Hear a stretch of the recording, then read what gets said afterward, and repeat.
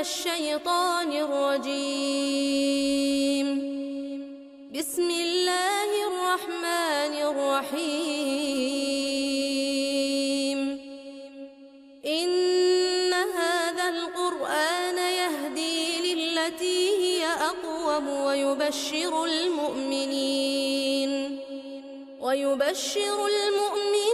الذين يعملون الصالحات أن لهم أجرا كبيرا، وأن الذين لا يؤمنون بالآخرة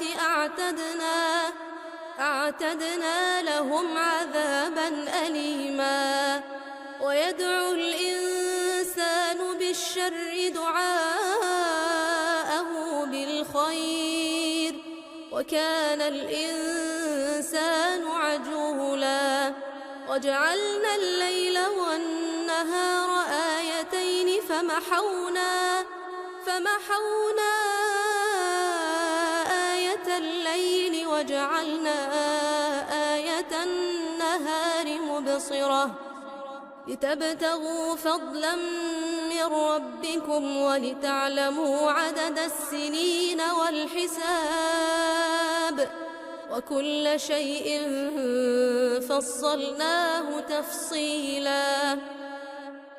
وكل إنسان ألزمناه طائره في عنقه، ونخرج له يوم القيامة كتابا يلقاه منشورا.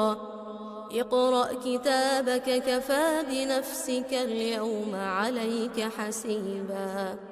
من اهتدى فإنما يهتدي لنفسه، ومن ضل فإنما يضل عليها، ولا تزر وازرة وزر أخرى، وما كنا معذبين حتى نبعث رسولا.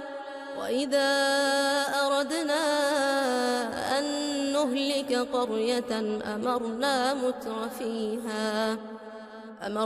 متر فيها ففسقوا فيها فحق عليها القول فدمرناها تدميرا. وكم أهلكنا من القرون من بعد نوح، وكفى بربك بذنوب عباده خبيرا بصيرا.